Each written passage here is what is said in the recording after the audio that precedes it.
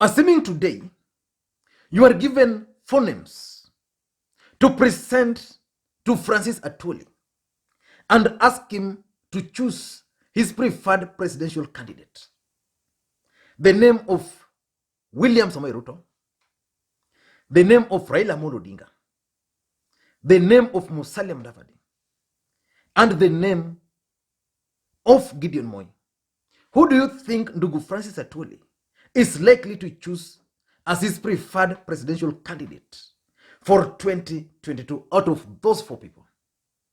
Now, let me make your work a bit easy. We all know that Francis Atwoli cannot choose William Ruto as his first choice for the presidency, which means we are now left with the 3 people in that list: Gideon Moi, Raila Odinga, and Musalia Mudavadi. Who do you think he is likely to choose? I want you to list his preferences from 1 to 3. Let's say if you believe he's going to support Raila Odinga, number 1, followed by Gideon Moi and Musalia Mudavadi, please list it down there, because I'm interested in some statistics. And for those who follow politics in this country, I am sure you might have landed into a video in which Francis Atwoli is recorded secretly, I don't want to say secretly, explaining to a delegation which visited him why President Uhuru Kenyatta prefers Gideon Moi to William Samoei Ruto. I want us to look at that video, because you know one thing for sure: Francis Atwoli is not your ordinary politician. This is one man who has been hosting delegation and hosting strategy meetings to choose President Uhuru Kenyatta's successor at his home in Kajiado. He's been hosting Raila Odinga, he's been hosting Gideon Moi, he's been hosting David Murade, he's been hosting James Orengo, he's been hosting Junet Mohammed, and several other leaders. So the content in that video, which I'm playing next, is very important politically speaking. So I want you to listen to this clip. Then after, I want you to listen to this clip.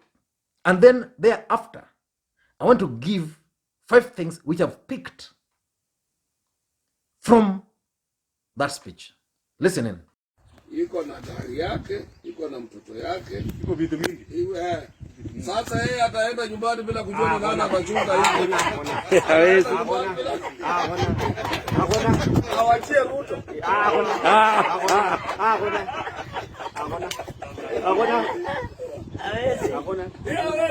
Mpaka awache ile mtu atajua nikiwacha hii kitu atalinda. Watoto watakao mzuri. Ni kweli. Hii grupu yote mtu anaweza kuamini ni Gideon. Hata kama mtu mwingine anakuwa pale, asema haisuru, wacha tufanye compromise. Mwingine awe pale atasema wewe Gideon niko.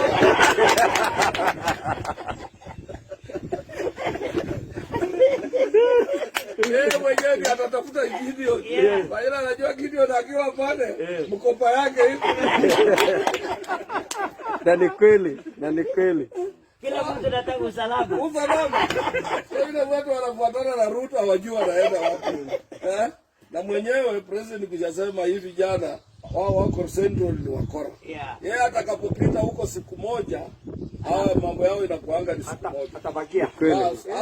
Mzikuwa hapana siku 2. Siku moja tu atakapopita pale. Aseme leo bado wetu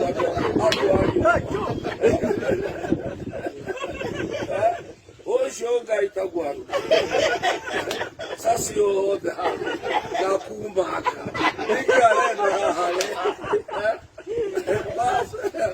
Asema alisumbua President Moi, alisumbua kila mtu. Nyinyi ndio mnataka kumkubali na Moi alituachia mtoto yake. Kisha hiyo maneno itakuwa hivi. Natibu maneno yako ilifute pale kwa Kikuyu. Wanasema huyu alipika sisi siku ile. Anafikiri tulisahau. Afadhali kijana ya Moi. Hakupika sisi. Na hawezi kuipia sisi. Huyu mchuache kuliko sisi. Wewe wacha nikwambie, hata mkienda kwa hiyo mambo ya kupika. Unajua hii mtu alienda hivi. Hakuna mtu anajua ameenda. Mtu anajua maneno ya Gideon huyu mtu aende. Unajua sasa anataka awe humble kabisa arudi kwa wakanaji. Lakini kalijiro awabali yemeni wamekataa. Na unajua yeye alikuwa na nafasi sana. Yes. Sana. So huyu bado para kuna maneno yake yaisha. Alikuwa na nafasi sana. Lakini yeye mwenyewe ameharibu. Ameharibu na hataki advice. Hataki.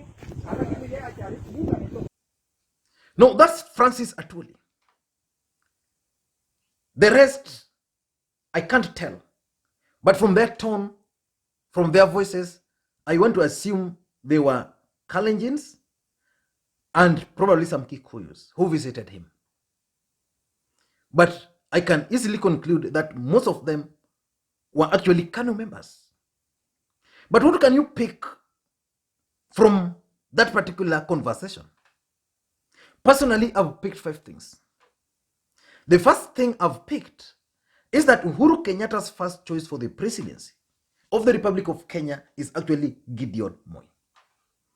If Uhuru Kenyatta were to be given free hand to choose his preferred presidential candidate, Uhuru Kenyatta is likely to choose Gideon Moi. And this is not a secret. This is something which we've dealt with on this platform severally. And there are several factors which makes Gideon Moi being preferred by President Uhuru Kenyatta. The first factor is the former president Daniel Toroitich Moi. If you followed the politics of President Uhuru Kenyatta, his presidency can be attributed to former President Daniel Toroitich Moi. I know supporters of William Ruto will disagree with me, but let's face it, it is Moi who picked President Uhuru Kenyatta from wherever he was, made him the chairperson of the Kenya Tourism Board. Within no time, Moi nominated Faust Makto, who was a very close ally of the president, to resign as a nominated member of parliament. And then from there, Uhuru Kenyatta was nominated to parliament. He was made a minister. Before we knew, he was made the KANU chairman. And before we knew, Uhuru Kenyatta was the KANU presidential candidate. And he contested in 2002. And that's how his path to presidency was actually cleared. Then Uhuru Kenyatta, Kibaki won, and Uhuru Kenyatta knew so well that it was not going to be very easy to remove Moi Kibaki. So he waited and supported Moi Kibaki. So when his turn came now in 2013, he became the president of the Republic of Kenya. That path can only be attributed to Moi. Number 2, there's always this talk within the corridors of power that there's an agreement between the Kenyattas and Mois that Moi was supposed to support Uhuru Kenyatta, and then thereafter Uhuru Kenyatta was supposed to support Gideon Moi. But there's still a problem because Kenyans are not ready for Gideon Moi. And if you listened to Atwoli very closely, Atwoli is also alluding to the fact that if there is a compromise candidate, Uhuru atajua kuna Gideon mahali. So that's number 1. The other thing I've gathered from this is that Raila Odinga is likely to be the stopgap candidate. If Uhuru Kenyatta is going to support Raila Odinga for the presidency in 2022, he's not going to support him because it's his first choice. If Francis Atwoli is going to support Raila Odinga for the presidency in 2022, it is because Gideon Moi cannot become the president in 2022. That's one thing which is also coming out very, very clearly. Remember, Francis Atwoli is a life member of KANU. Anasema is open. He's never been to any other party apart from KANU. So Raila Odinga, if he's going to be made the president, if Uhuru is going to support him, if Atwoli is going to support him, they're not going to support him because they love him. They are going to support him because Gideon Moi cannot become the president in 2022. Tunalewana? I could be wrong, but that's what I've gathered from that particular clip. The third thing I've gathered from that clip is that there is fear of William Ruto's presidency. And that fear is real. If you see the system against William Ruto becoming the president of the Republic of Kenya, there is something they know which you don't know. So there's the fear. Just listen to Francis Atwoli. There's the fear of William Ruto's presidency. And I think I've dealt with this matter severally on this platform, why Uhuru fears William Ruto's presidency. And there are several reasons. There's this business interest that William Ruto was just a deputy president for 4 years or 5 years. And within that time, he had edged out everybody from business in this country. All insurance was him. The energy sector. And by the way, Kenya Power today in this country, Kenya Power Lighting and Company, in this country, is complaining, they enjoy monopoly, they're complaining that they're running into losses. William Ruto took charge of that. There's also the idea that William Ruto can actually revenge based on how he's been mistreated. So there's real fear of William Ruto becoming the president of the Republic of Kenya based on what Atwoli is saying. So you can refer to some of my old videos. I think I should just put a link on why Uhuru fears William Ruto's presidency. The fourth thing which I've also gathered here is the KANU factor in 2022 general election. Something tells me that Uhuru Kenyatta is keen on the strong Jubilee Party. Once Jubilee Party is destroyed, then Uhuru Kenyatta is likely to go back to KANU. Far-fetched, but close. Uhuru Kenyatta was the KANU presidential candidate. He lost. And Uhuru lost because of KANU. He tried rebranding KANU, but he realized it was not possible.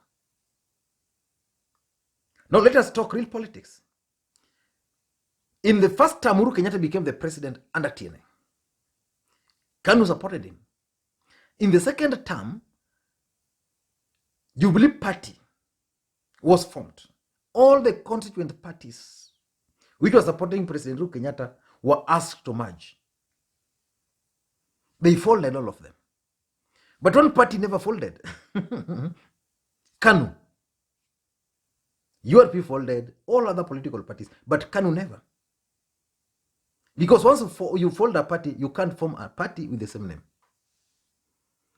So strategically, Uhuru Kenyatta preserved KANU for future.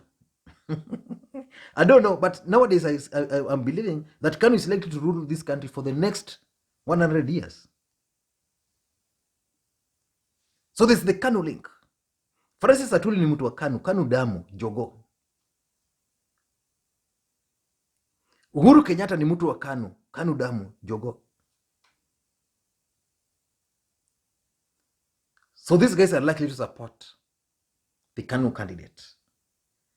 And lastly, the other thing I'm also gathering here is that probably there's still no preferred presidential candidate for 2022. These guys are still shopping for a candidate. And that's why there's confusion within this country. At some point, they wanted to support Raila Odinga. I don't know whether that has changed. William Ruto has asked his troops not to attack President Uhuru Kenyatta. Probably he wants to make a comeback to Uhuru Kenyatta's circles. Musalia Mudavadi is still holding and clinging onto the hope that he can be the compromise candidate. Kalonzo Musyoka is also positioning himself. So far there's no preferred presidential candidate. But what these guys have done is that they have identified one man whom they believe can defeat the deputy president, William Ruto. And that man is Raila Odinga. And because politics is dynamic, it keeps on changing. What if tomorrow Kalonzo Musyoka just edge out Raila Odinga as the only candidate who can easily defeat William Ruto? They'll go with Kalonzo Musyoka. If that tide changes in favor of Musalia Mudavadi, then they'll go for Musalia Mudavadi. I don't know what you think. That's my thought. Thank you guys, and please, may you have a good day. Don't forget to subscribe, by the way. Subscribe now.